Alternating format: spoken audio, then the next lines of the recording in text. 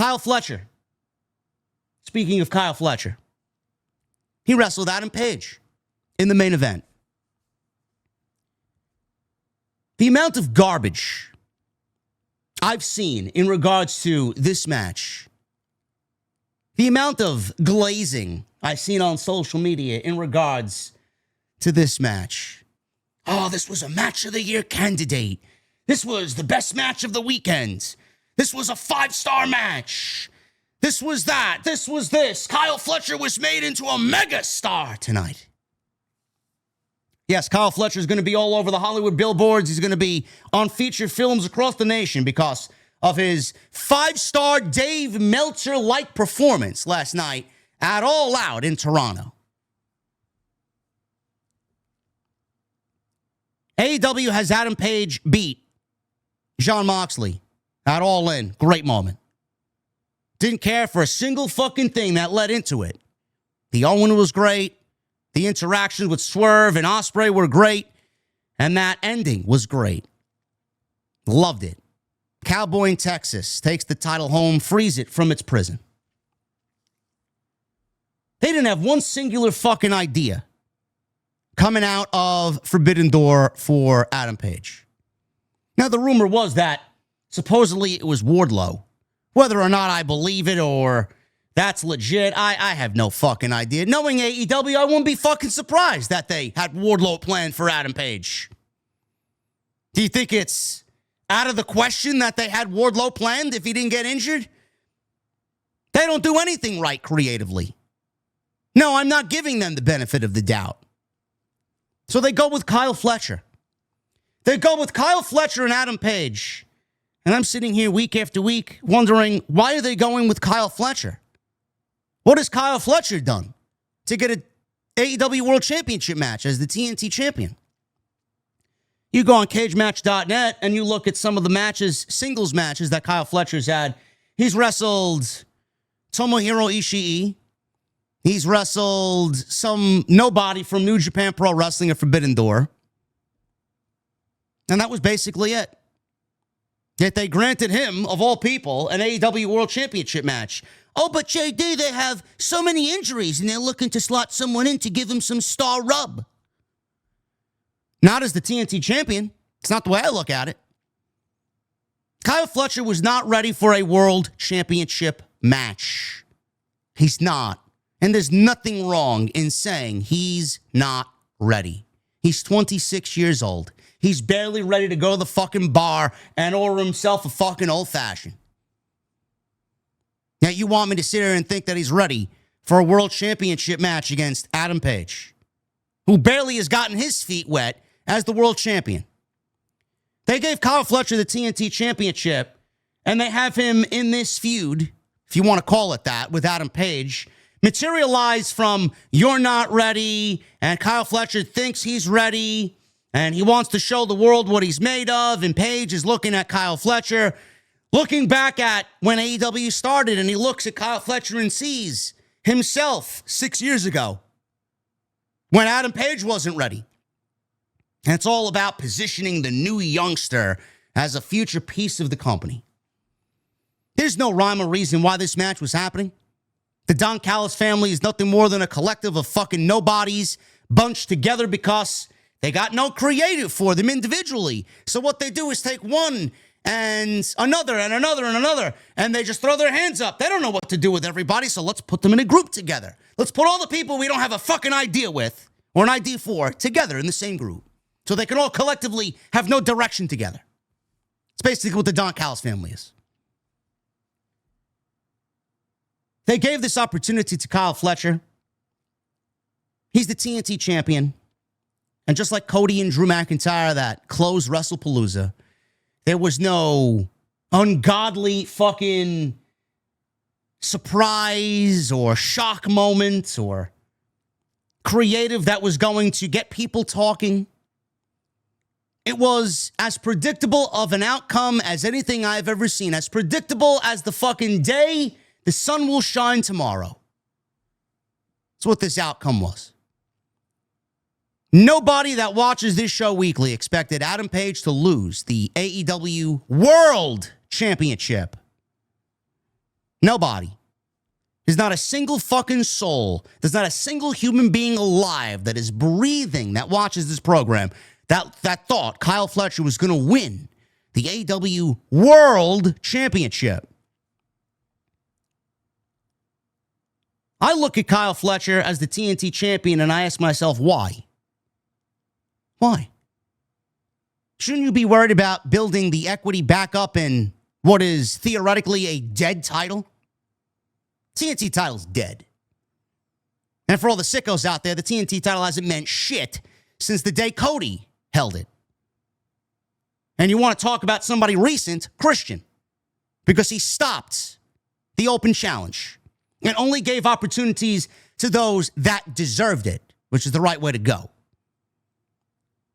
Kyle Fletcher's the TNT champion. He's had 2 title defenses under his belt. Don't you think the right idea is to build that championship up and build Kyle Fletcher up as a solid secondary champion? No, but what does AEW decide to do, Chad? They take Kyle Fletcher, put him in a match with Adam Page that he's never going to win as a champion, to only look at the TNT champion in one way and one way only, and that is as a loser. They put the TNT champion in a world title match to have one of their other champions perform on Saturday afternoon in a 40-minute exhibition to a predictable outcome and lose. But all I heard all day was that Kyle Fletcher was made into a star, that Kyle Fletcher had a star-making performance. I don't give a shit if he went 4 minutes, 40 minutes, or 4 hours with Adam Page. One thing remains. You look at one thing and all you see in the headline is loser. He's a loser. But you want to sit there and exclaim to me that Kyle Fletcher was a star and he had a star-making performance. I watched this match with 4 shots of espresso on me, with my eyes bugging out of my fucking head. Do you know what I saw? I saw big move after big move after big move after big move after big move with 0 fucking consequence for anything. No consequences as to why anything was happening in that match. Big moves off the top rope, big moves through the tables, big moves on the outside over the announce desk, into the timekeeper's area, into the crowd. Every single thing that they did, kick out after kick out after kick out after kick out. Gee, I wonder why Jim Cornette and Stevie Richards shit all over Kyle Fletcher.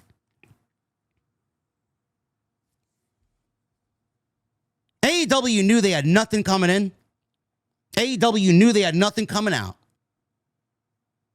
And they tried to manipulate the people watching this show, like me, who are way too smart for their fucking manipulation tactics, thinking that they could hide all these deficiencies behind a 40-minute exhibition, thinking that if we go longer, that people will think that this match really needed to happen. That if we go longer, that people will look differently at Kyle Fletcher and believe he deserved an opportunity. That if this went longer, that people will think Kyle Fletcher is better off for it. None of those things are even remotely going to be true. Kyle Fletcher ended up losing to Adam Page. Kyle Fletcher went 40 minutes when the match should have went 20, 22 minutes maybe.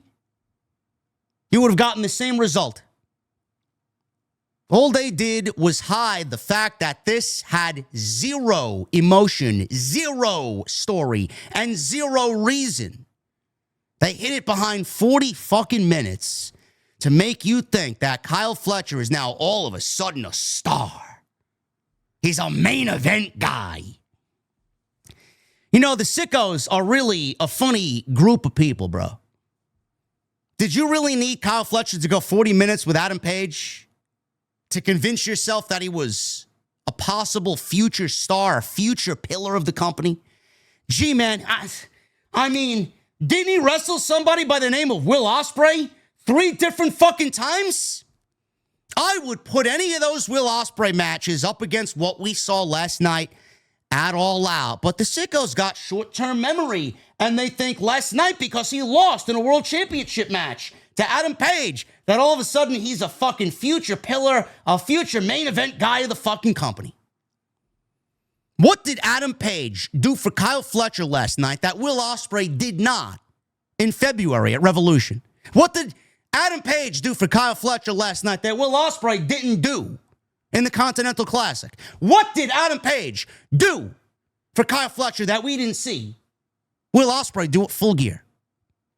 Do you care to answer any of these questions? Because I'm struggling to figure out what the fuck Adam Page did last night that you think all of a sudden Kyle Fletcher's a fucking star after being put in a world championship match as a champion himself to fucking lose.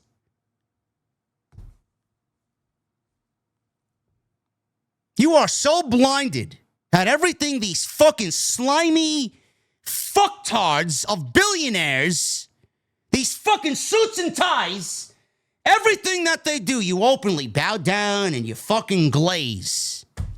I enjoy a nice glazed donut every fucking now and then, man, but I ain't talking about Krispy Kreme right now. You guys are fucking ridiculous. Absolutely ridiculous. AEW had no other plan for the World Championship but Kyle Fletcher. They have failed to produce any main event talent. I don't give a fuck who's on the injured list. AEW has failed to produce any main event talent that people are going to willingly show up to watch live, show up every Wednesday to watch live on Dynamite. Kyle Fletcher is not that guy now. He's not. Yet after last night, the sickos tend to think that he's all of a sudden now solid main event. Yes, I can't wait to see AEW follow up on Kyle Fletcher as they put him back on Collision to wrestle fucking Orange Cassidy for the TNT Championship.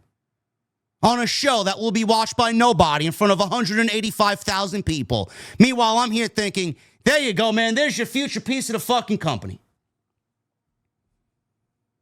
Holding open challenges. Beating the lowest of the low on Collision.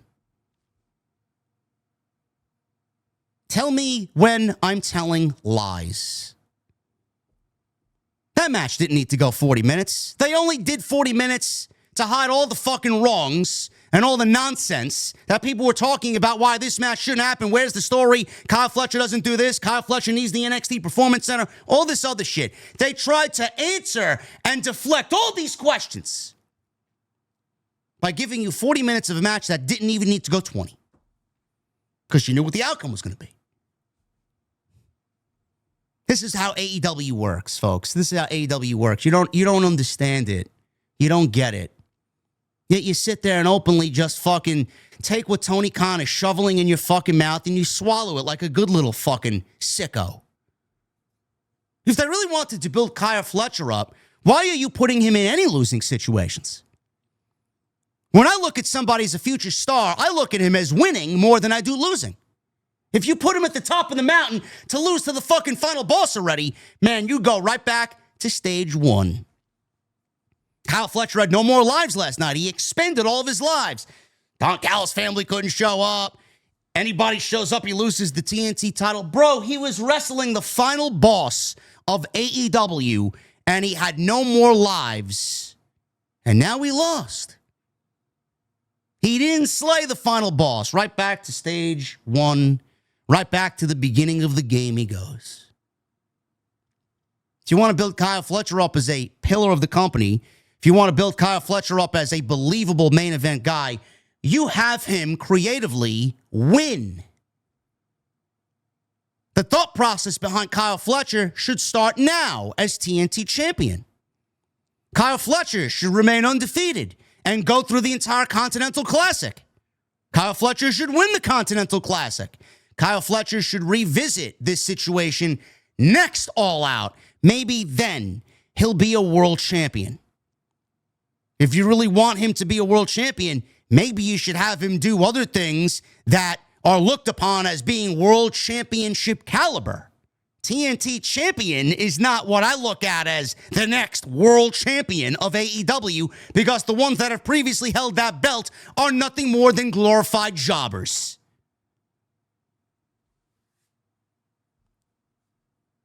Yet you want to sit there and tell me that AEW doesn't have problems. I'd love for anybody to combat me on anything I just said for the last 45 fucking minutes. You want to sit there and say that AEW All Out was better than WrestlePalooza. Don't sit there and tell me your show was better than the other show when you got more problems than WWE right now has. WWE's got their own fucking problems. And a lot of it is coming from the brass that's running TKO. A lot of AEW's problems are coming from creative. And we all know who is responsible for that. This show was a collective of 13 matches that didn't have any effort, any story, or any reason. Any reason whatsoever. Yet you want to sit there and openly say that your show is better while ignoring all the problems because you want to get one over on AEW. Fine. You can take your 13 matches and scream to the heavens that you had a better pro wrestling show last night.